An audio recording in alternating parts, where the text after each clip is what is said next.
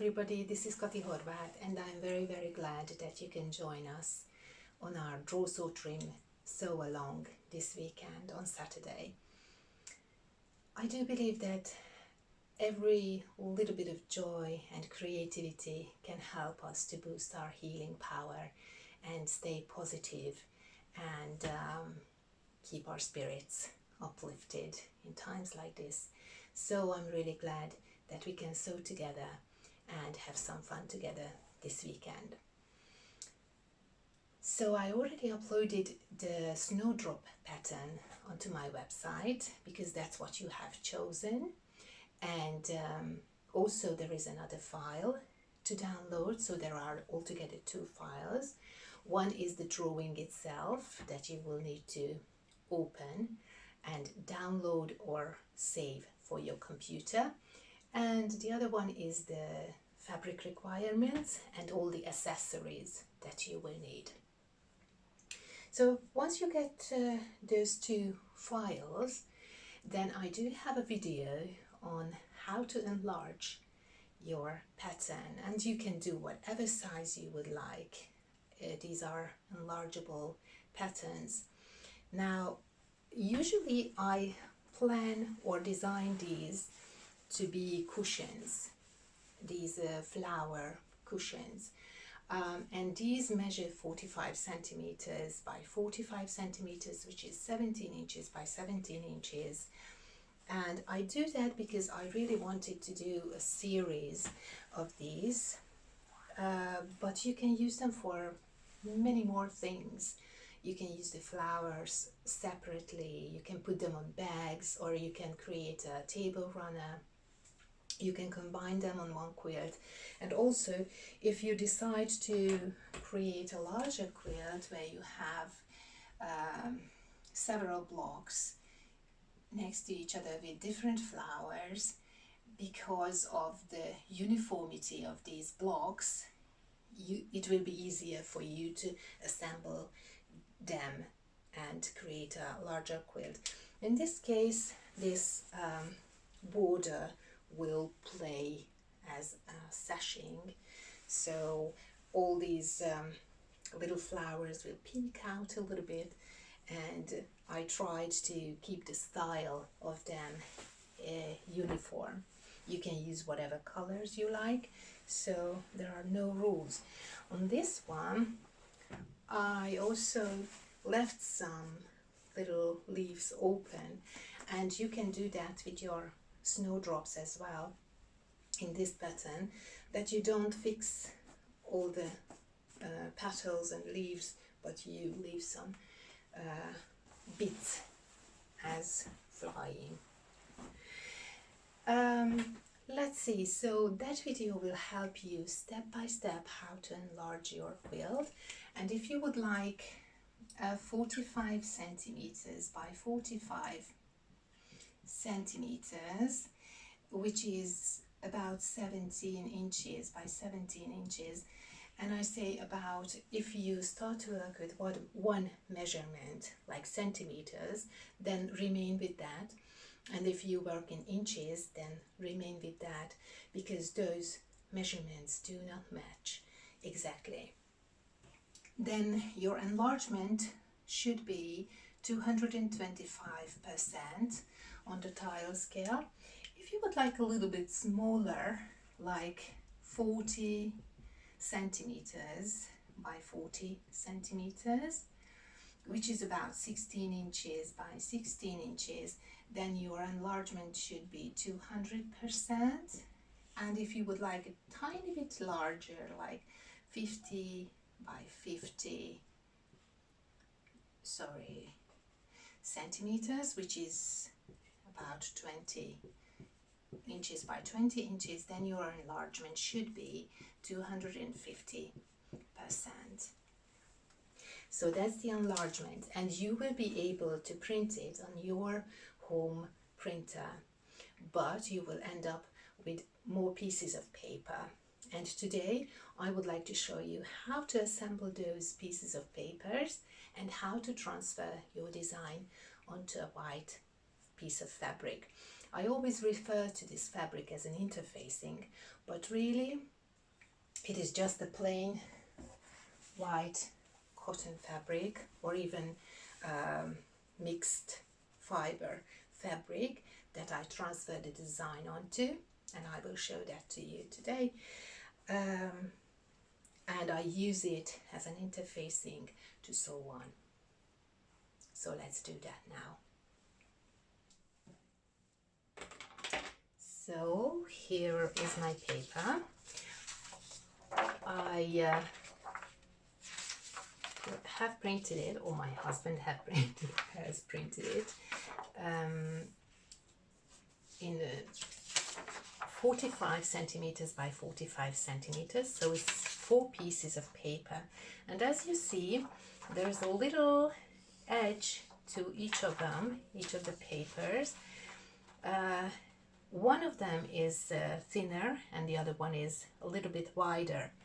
So I will cut off the the thinner piece of little edge, and for that I use an old rotary cutter, but you can also use a pair of scissors.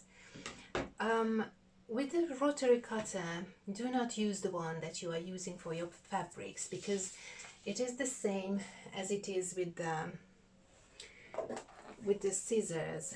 You don't want to use fabric scissors for cutting paper and the other way around, because they will go blunt.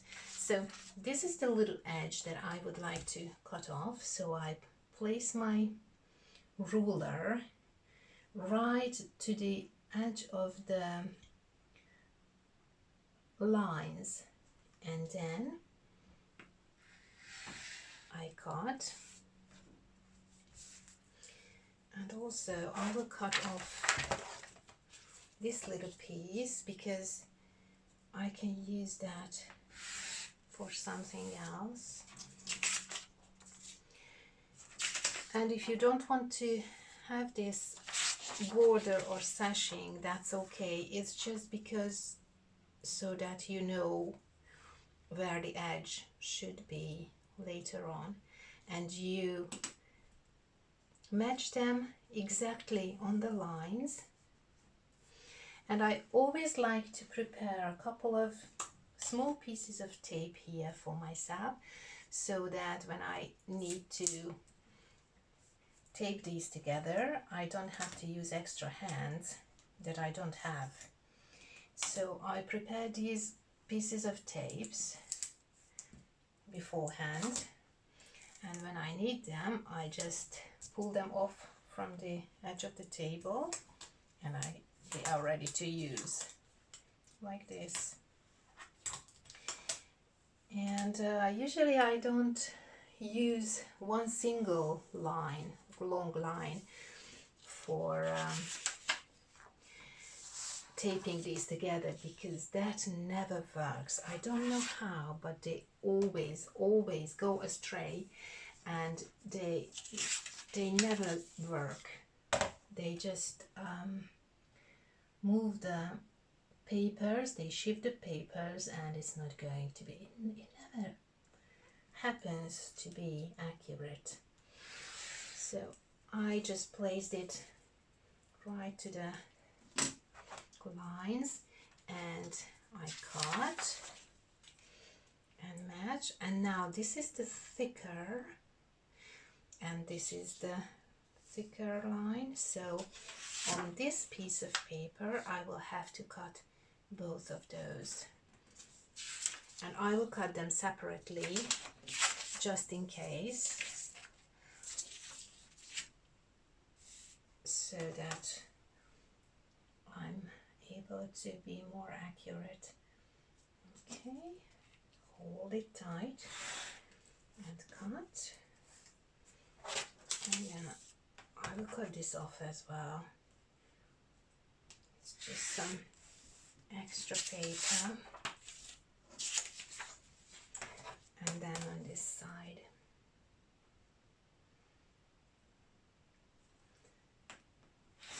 There we go.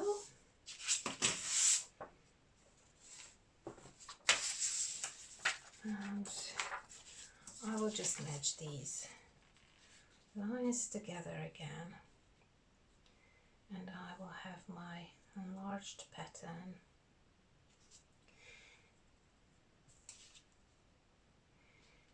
Now the interfacing that you are going to use can be a little bit smaller, because the only thing that has to fit on there is the flower and the background maybe, but I tell you what we are going to do, because these flowers are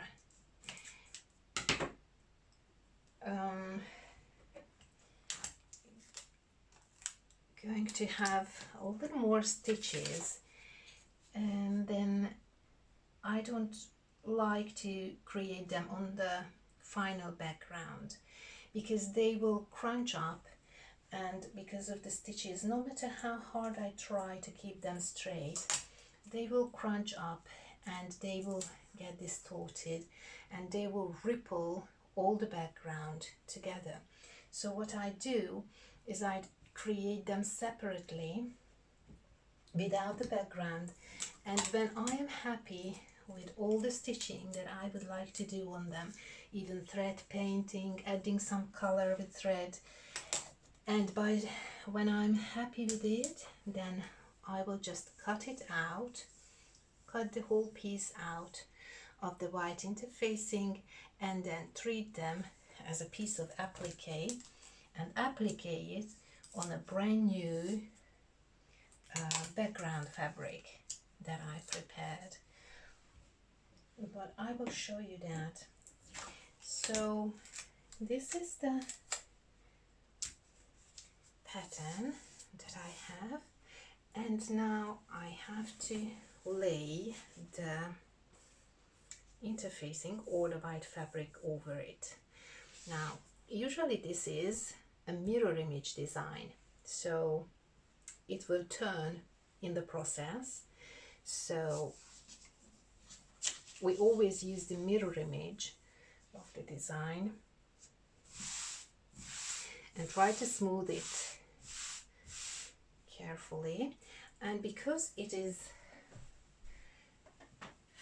pretty okay to pin down, I will just pin the paper to the fabric so that it doesn't shift while I'm drawing it.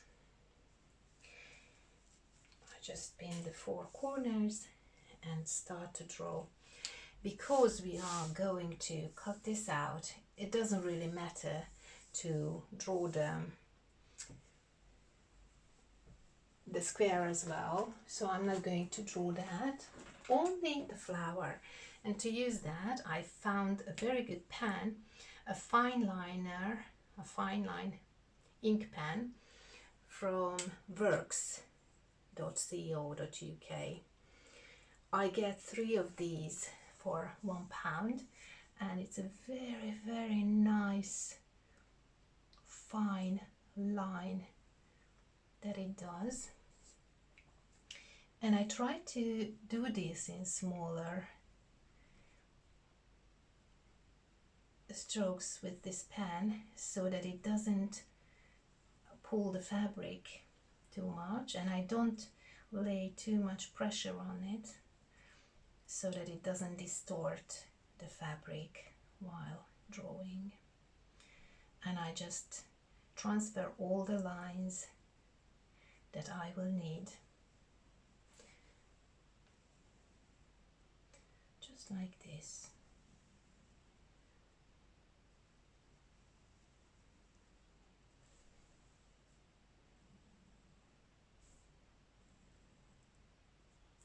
When we are sewing, we will start applying the fabrics that are behind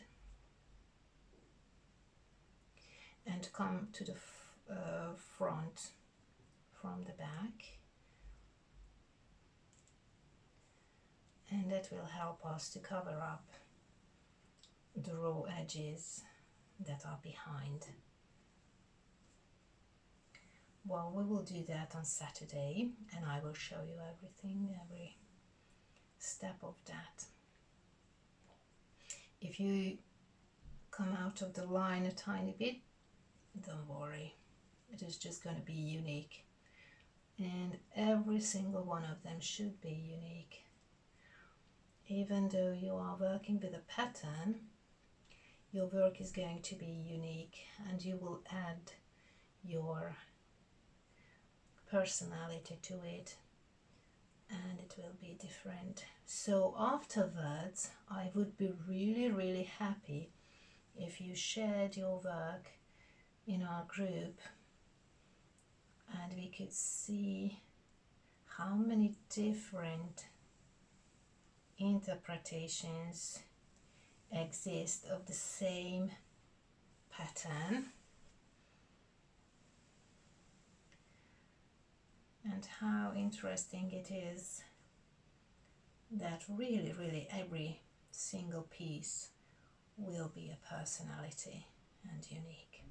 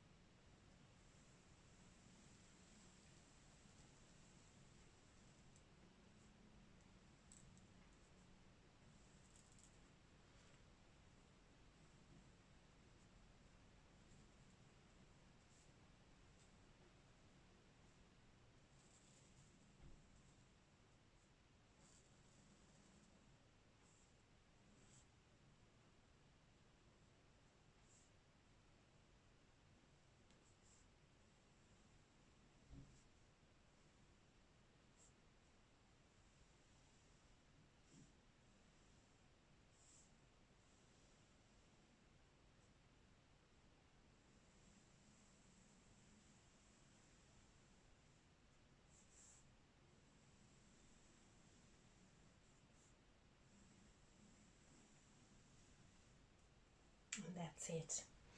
And we don't need to worry about the square at this point. So we can take this off, and our interfacing is ready to sew. Okay, let me show you. This is what you will need. You don't need to worry about the square at this point. So let's choose some fabrics, and I have some white for the flowers, but you can use ones that have little patterns in them, some other colors in them. Neutrals work really well. Also, if you add a couple of, this is a sort of white or cream color that has a little bit of interest in there, those will work very nicely as shadows. For the shadows, you can add some very light blues if you like, or even a tiny little bit of purplish, because if you use more colors in there and try to shade them a little bit, that will do miracles to your piece, because some petals of the flower are shaded by each other or by anything else, and so if they are not quite snow white, then they will be more realistic and more interesting. Also, you can play with the threads that you are using. That's another opportunity to create more interest and detail. Also, you can use some shiny fabrics if you like. This is satin, but you need to be very careful with it because it's very sensitive to heat. So when you are ironing that, you will have to keep it on mind. And you can use silk as well if you like, but you can avoid those if you don't like to use delicate fabrics. Now this one is a little bit of very pale pink, and this could look strange, but in there it might be very nice, a warmer color to this coolness. With the purple, I think it could work. It's up to you. Get into your stash and try to find beautiful colors. Now for the greens, I chose a couple of greens. Some of them are really bright and light, almost I would say yellowish, and I thought of these little pieces to color those with them, but we will see. There is another one which has quite a lot of yellowish in there, and I tried to find some fresh greens, spring greens, and just a few shades of that, but a little bit of darker color might work well as well. Because I chose a dark green for the background square, I thought it would be nice to have a contrast between these greens and this green, but I think even with the darkest one it could work really well. So get into your stash and choose some beautiful greens. This is my background fabric, which is a cream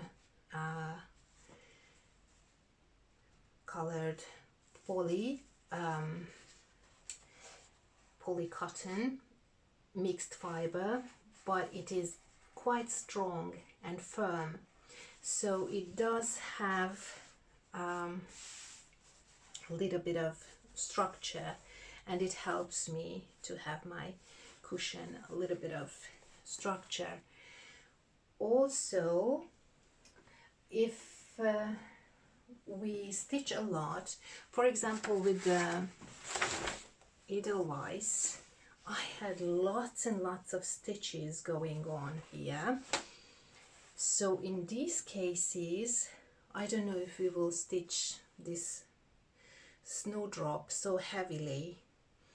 It is a little more straightforward, I think, but because of the lots and lots of hairs that is going on with this Edelweiss, I had to do a lot of stitching. So in these cases, a piece of stabilizer can help tremendously.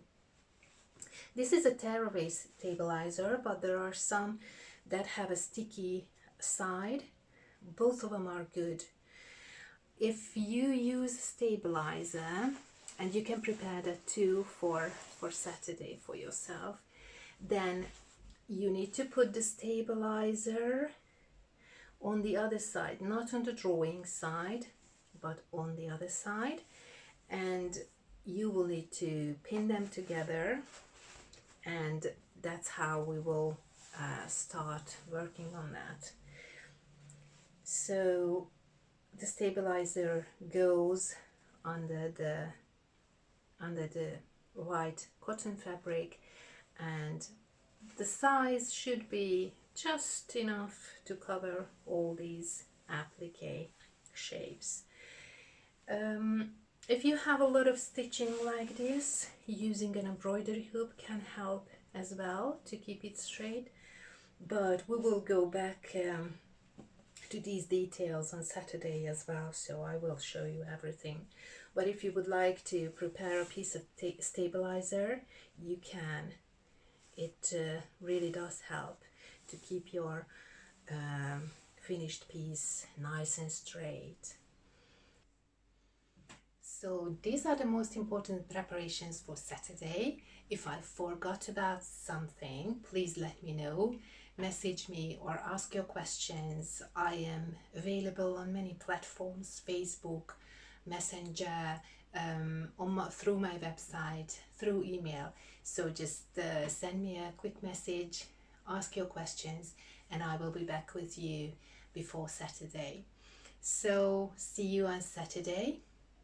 Thank you for watching, and happy quilting!